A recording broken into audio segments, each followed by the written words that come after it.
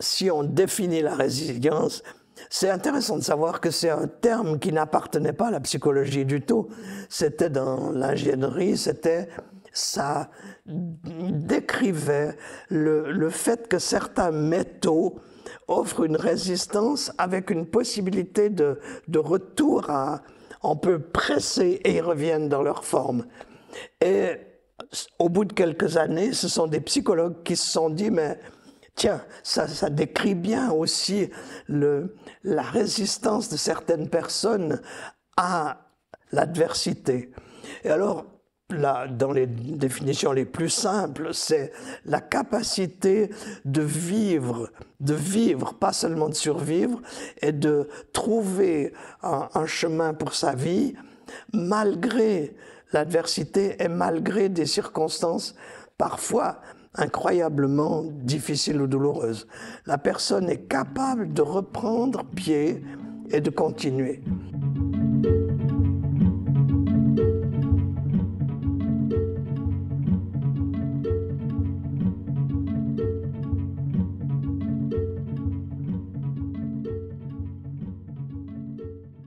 Mon nom est Rosette Poletti, je suis infirmière psychothérapeute, formatrice, j'ai enseigné à l'Université de Genève, etc.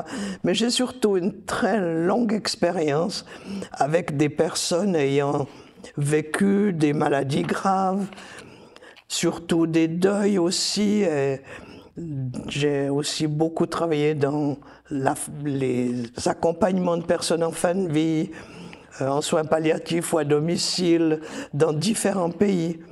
Et j'ai toujours été émerveillé de la capacité d'un être humain de traverser l'adversité, quelle qu'elle soit. Et vraiment, j'ai écrit un petit bouquin, j'ai beaucoup enseigné sur ce thème.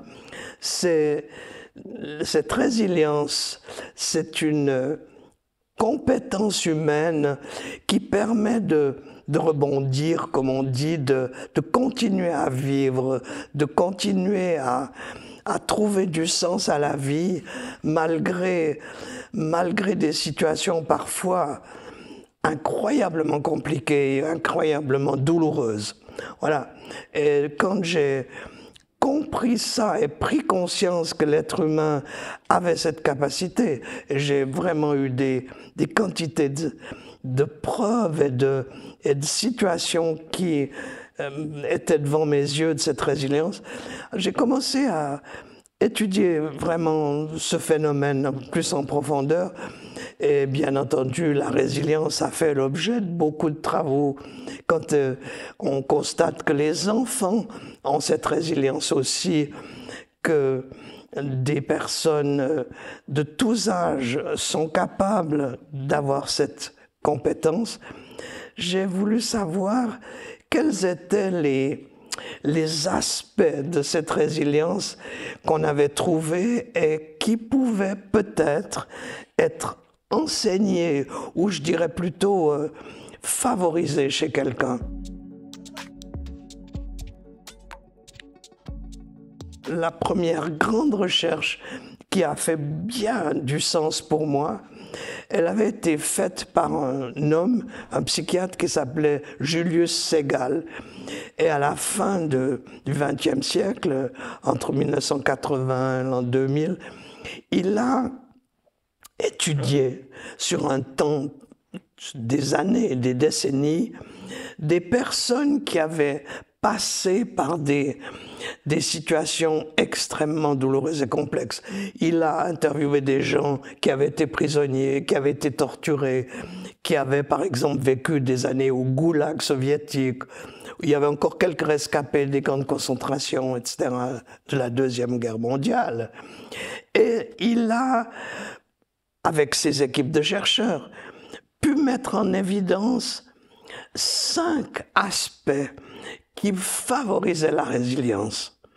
Et ces 5 aspects, ils ont l'air tout simples, mais ils sont quelque part les marches, les différentes marches qui peuvent nous amener à vivre, mais vraiment vivre, plus que survivre, malgré les choses qu'on peut avoir vécues. Et la première de ces choses, c'est la communication. La communication, sous différentes formes, c'est-à-dire que des grandes douleurs, des grandes tragédies, on ne peut pas les vivre tout seul, les pousser au fond de soi et décider qu'on ne va pas les partager. Certaines personnes tentent de faire ça, mais un jour elles se rendent compte que c'est pas possible. Il faut pouvoir dire, il faut pouvoir partager, il faut pouvoir mettre des mots sur les choses dramatiques qu'on a vécues. La deuxième chose, c'est prendre la responsabilité de sa vie. Alors, il ne faut pas le voir comme une nécessité, puis si ça ne marche pas, on a de la culpabilité, pas du tout. Mais quand on peut, petit à petit, se dire, mais je peux faire quelque chose, je peux trouver des moyens de mieux vivre ce que je suis en train de traverser, à partir de ce moment-là, on se rend compte que les gens survivent différemment. Aussi bien dans une maladie, aussi bien dans un drame ou l'autre, si on peut faire quelque chose de ce qu'on a vécu et prendre un peu le contrôle de sa vie. Ça, c'est un point très important. Un autre point qui est très important, c'est d'éviter la culpabilité. Éviter la culpabilité. On peut toujours se fabriquer de la culpabilité ou les autres se charger de nous la faire vivre en nous. C'est vrai que il y a des drames, des maladies, des situations difficiles où si on cherche bien, on se dit j'aurais pu, j'aurais dû, il aurait fallu, et on nourrit une espèce de culpabilité en nous. Et cette culpabilité, elle nous empêche de bien survivre à ce qui s'est produit. Parce qu'on ressasse et on se dit, si ça s'était pas passé comme ça, peut-être que j'aurais dû. Et là, ce chercheur mettait en évidence à quel point c'est nocif. On a fait à n'importe quel moment le mieux qu'on pouvait faire. Voilà. Parce que l'être humain n'est pas absurde. Rares sont les gens qui savent ce qui va se produire s'ils agissent d'une certaine manière, de négatif pour eux, qui le font. Donc, ils l'ont fait pourquoi? Parce que peut-être il manquait d'informations, de courage, d'énergie, etc. Ils ont fait, au moment où ils l'ont fait, le mieux qu'ils pouvaient faire. Et puis, il y a deux autres aspects vraiment intéressants qui ont été trouvés aussi par ce grand chercheur et ses équipes. C'est la notion de conviction. Non pas des convictions, des croyances qui vous retiennent et qui vous empêchent d'être libre. Il s'agit de convictions à propos de soi-même et à propos de l'avenir et des possibilités qu'on a. Les gens qui se disent « oui, j'ai vécu ça », mais il peut y avoir autre chose dans ma vie. Et je sais que je vais trouver des manières de vivre et de partager avec d'autres et d'obtenir peut-être leur soutien. Je sais que je peux. Et plus une personne a de ce type de conviction, qui bien sûr ont quelque chose de l'espérance aussi, et aussi d'une sorte de confiance en soi, ces personnes-là, si elles peuvent augmenter encore leur confiance en elles et leur confiance dans les autres, s'en sortent d'une façon extraordinaire. Et alors la cinquième de ces compétences, on peut les appeler comme ça, c'est la compassion. On pourrait se dire, plus on pense à soi et plus on se dit que les autres se débrouilleront, mieux ça vaut. Et pas du tout. On se rend compte que les gens qui ont vécu des choses dramatiques, qui ont vécu des maladies graves, des deuils, des choses qu'un être humain peut avoir à traverser, ces personnes-là, on se rend compte que souvent, elles se sont rendues compte qu'elles n'étaient pas les seules à vivre ce qu'elles vivaient. Et elles commencent à s'ouvrir aux autres, et petit à petit, elles développent en elles la compassion. Et la compassion semble être le remède ultime, si je peux dire, contre la déprime, l'amertume, la désespérance. On est avec les autres et on peut faire des différences dans sa vie et dans celle des autres. Et ça, c'est vraiment un des plus extraordinaires remèdes qui permet la résilience. Ce que ces grands chercheurs ont trouvé, et ça corrobore tout ce qui est trouvé à l'heure actuelle, où on se rend compte que plus on est impacté en soi-même, les Américains ont un proverbe qui dit ça, plus vous êtes emballé en vous-même, et moins vous allez vous en sortir, quoi. Si vous êtes ouvert, si vous êtes capable de vous ouvrir aux autres, partager avec les autres, on se rend compte, par exemple, j'ai beaucoup assisté moi-même, parce que je l'avais vécu moi-même, mais ensuite animé en quelque sorte, entre guillemets, des groupes de personnes atteintes de cancer, et chacune de ces personnes disait à quel point le fait de partager, le fait d'entendre les autres, le fait de recevoir de l'intérêt de ces personnes qui savent ce que je vis, puisqu'elles le vivent aussi, ça peut être tellement aidant. J'ai eu une chance extraordinaire de pouvoir vivre ma vie professionnelle et personnelle en étant avec les autres, en tentant d'apporter ce qui était possible aux autres, mais aussi en recevant. Et quand j'étais jeune, j'avais eu la chance d'avoir des parents très ouverts aux autres. Et par exemple, ma mère faisait beaucoup de bénévolat. On parlait au fond dans ma famille de la nécessité de ne pas être juste enfermé dans sa petite famille, mais il y avait toujours les autres. Et c'est vrai que moi j'avais fait des études et je me disais, bon ben voilà quoi, j'aimerais une carrière d'enseignante, etc. Puis il y a eu différentes choses.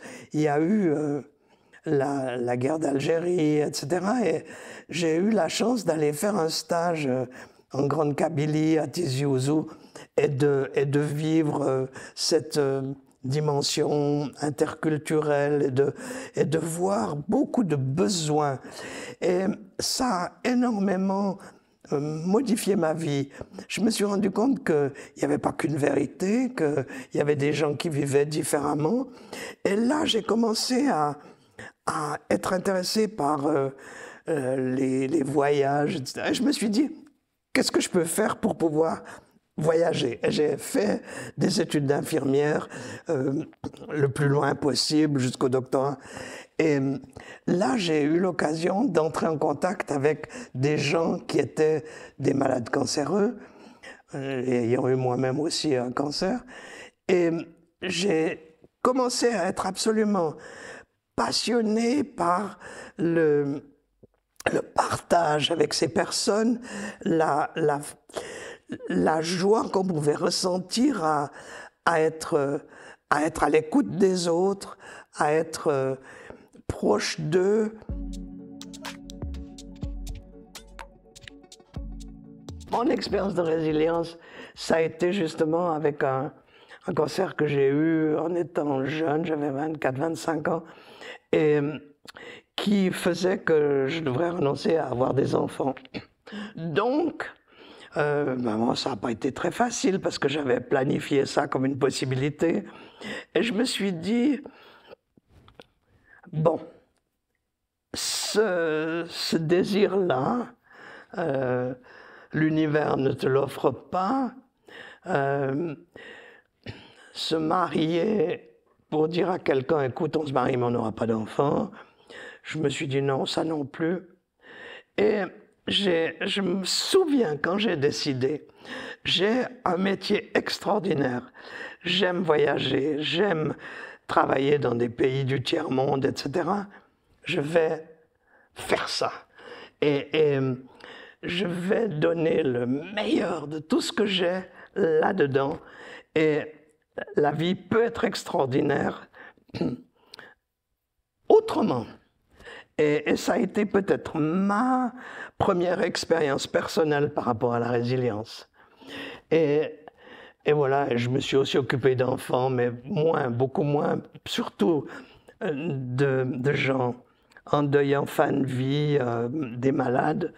Et la chose extraordinaire, j'ai décidé de vivre en colocation avec des réfugiés complètement. Je suis la grand-mère adoptée. Et là, maintenant, j'ai une petite fille à qui ils ont donné mon nom, qui est magnifique, qui a 6 ans, et puis un petit garçon qui a 15 mois.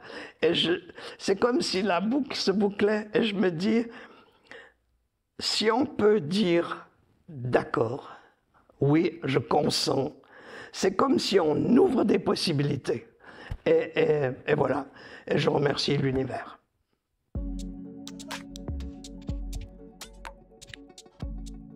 Ce que j'aimerais dire à tous ceux qui traversent des situations difficiles, c'est que la plupart du temps, on a à l'intérieur de nous des ressources insoupçonnées. Croire en soi, avoir de la bienveillance pour soi, avoir de la compassion pour soi et être prêt à recevoir ce que les autres peuvent nous offrir tout en choisissant ce qui nous convient. Et c'est vrai que l'épreuve dans la vie, elle peut être, une fois qu'on l'a traversée, quelque chose qui nous ouvre encore plus à l'humanité de ceux qui nous entourent. Et j'ai connu beaucoup de résilients heureux.